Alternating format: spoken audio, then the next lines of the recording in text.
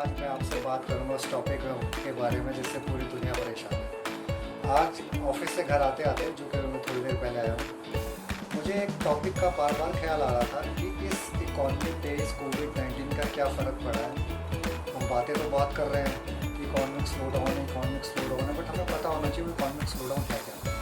तो आइए आपको शुरू से ले चलते हैं जब माननीय प्रधानमंत्री मोदी जी ने इस लॉकडाउन को अनाउंस किया था। 24 मार्च 2020 को माननीय प्रधानमंत्री मोदी जी ने इस लॉकडाउन अनाउंस किया था, जिसे हम कहते हैं 1.0।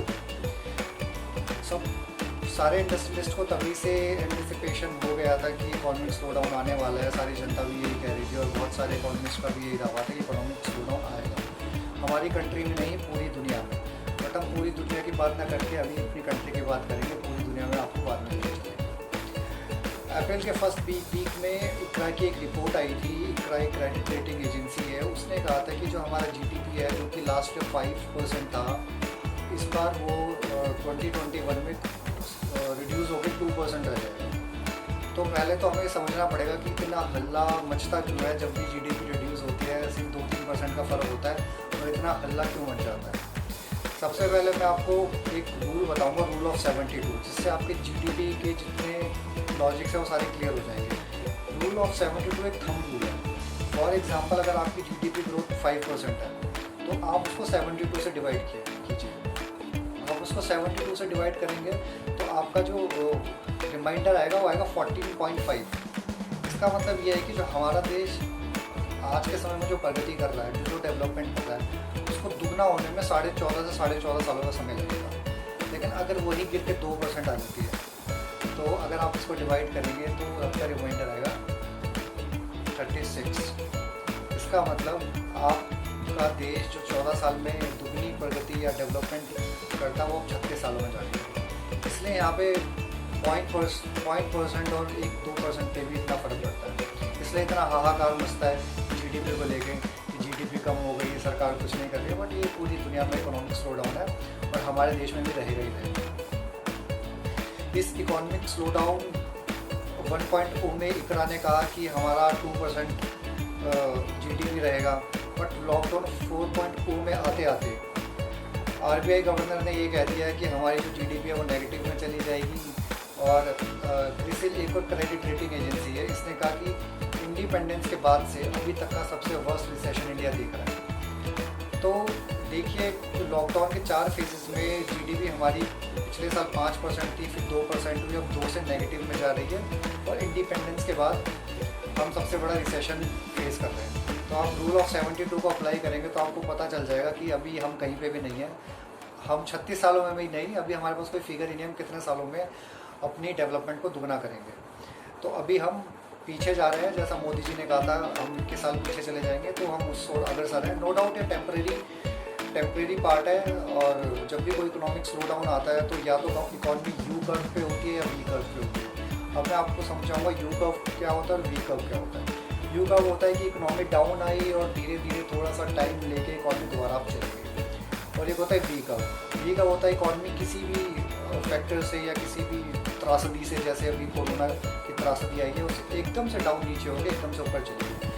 तो ये जो इकोनॉमिक स्लो डाउन है, यू कर रहे वी कर रहे, तो आने वाला समय बताएगा। बट जो आंकड़े हमारे, अब दूसरा पॉइंट ये आता है कि इस इकॉनमी को रिवाइव कैसे किया जाए। वैसे अभी कुछ दिनों पहले माननीय मोदी जी ने और उनकी टीम, कैबिनेट मिनिस्टर, जो फाइनेंस मिनिस्टर है हमारी, उन्होंने 5 दिन 20 लाख करोड़ का हमें लेखा जोखा दिया कि इसको हम यहाँ खर्च करेंगे, यहाँ खर्च करेंगे। बट एक बेसिक रूल है। बेसिक रूल क्या है? बेसिक रूल नहीं कहूँगा, मैं कहूँगा थंब रूल है कि किसी भी इकॉनमी को रिवाइव करने के लिए जो वहाँ का मिडिल क्लास है, वहाँ जो पैसा खर्च करता है चीज़ों की को कंज्यूम करने के लिए, उपभोग करने के लिए, उसकी परचेजिंग पावर को बढ़ाया जाए। अब इस 20 लाख करोड़ में देखूँ तो मुझे नहीं लगता कि परचेजिंग पावर हमारे मिडिल क्लास लोगों की बढ़ाई गई है या किसी भी क्लास की। इसमें उन्होंने छोटे छोटे डिसीजन लिए, जिसमें 25% TDS रिड्यूस कर दिया, CLSS स्कीम को 2021 तक एक्सटेंड कर दिया। तो मैं आपको थोड़ा सा CLSS स्कीम का ब्रीफ दे देता हूँ। CLSS स्कीम है क्या कि जब भी आप कोई, ये एक्चुअली LIG इनकम ग्रुप और MIG इनकम ग्रुप के लिए, जिनकी इनकम 6 लाख से लेकर 18 लाख तक है, और जब वो फर्स्ट टाइम घर खरीदते हैं तो उनको कुछ सब्सिडी मिलती है, रिबेट मिलता है। तो यार मेरा सरकार से एक सवाल है कि जो गाड़ियाँ हैं, ऑटोमोबाइल सेक्टर पिछले 1 साल से बंद है, रियल इस्टेट तो पिछले 5 साल से बिल्कुल ही डाउन चल रहा है। ऑटोमोबाइल सेक्टर में 6 से 10 लाख तक की गाड़ियाँ नहीं बिक रही। तो क्या लोग इस रिसेशन में घर को खरीदने जाएंगे? ये सब्सिडी उनको तभी मिलेगी, ये सब्सिडी का पैसा इकॉनमी में तभी इन्फ्यूज़ होगा जब वो उस घर को खरीदने जाएंगे। आज के टाइम पे ले ऑफ्स हो रहे हैं, लोगों के पास जॉब नहीं है, सैलरी डिडक्शन हो रही है, तो मुझे लगता नहीं है, ये एक ख्याली पुलाव लगता है कि लोग घर खरीदने जाएंगे तो इससे गवर्नमेंट पे 70,000 करोड़ का बर्डन पड़ेगा, बट गवर्नमेंट इस बर्डन को झेल लेगी। बड़ा ही इम्प्रैक्टिकल सा सवाल है। जिस सेक्टर में पिछले 5 साल से कोई ग्रोथ नहीं है, कोविड-19 के बाद मुझे उस ग्रोथ का कोई लॉजिक समझ नहीं आता। दूसरी क्लास के TDS पे कोई भी डिडक्शन नहीं है, जो कि 25% का डिडक्शन इन्होंने अनाउंस किया है। जो भी डिडक्शन है वो नॉन सैलरीड क्लास पीपल्स के लिए कुछ ट्रांजेक्शन पे है। चलो मैं मान लेता हूँ कि वो 25% पैसा जो इन्होंने रिड्यूस किया है वो इसको इकॉनमी में इन्फ्यूज़ कराना चाहते हैं, बट इसका आप लॉजिक देखिए। इन्होंने TDS डिडक्शन को तो रिड्यूस कर दिया। मान लीजिए 100 रुपये कोई इंसान TDS भरता था या काटता था, उसको गवर्नमेंट में जमा करता था, आज के टाइम वो 75 रुपये ही उसको जमा करेगा और गवर्नमेंट का मानना है 25 रुपये इकॉनमी में इन्फ्यूज़ होंगे।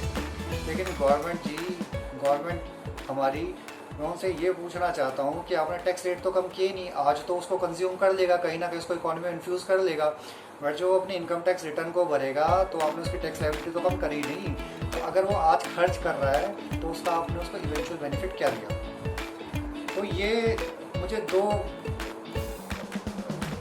तो ये जो चीज़ें हैं मुझे हमारे 20 लाख करोड़ के पैकेज में लगी। मिडिल क्लास के लिए 2 से 3 चीज़ें अनाउंस हुई हैं, और परचेजिंग पावर पे तो मुझे नहीं लगता हमारी कोई फ़र्क पड़ने भी वाला है इन चीज़ों से लेके। नो डाउट उन्होंने MSME और कॉर्पोरेट्स के लिए कुछ पैकेजेस अनाउंस किए हैं और उनको हेल्प करने की कोशिश की है, बट यार वो एक मिडिल क्लास के लिए इनडायरेक्ट सोर्स है जिससे कि उसकी परचेजिंग पावर बढ़ेगी। नो डाउट जब कॉर्पोरेट बढ़ेगा, MSMEs बढ़ेगी, यानी एम्प्लॉयमेंट बढ़ेगा, लोगों को सैलरीज मिलेंगे, तो ये it's a gradual process, it is a time taking process, it will take time.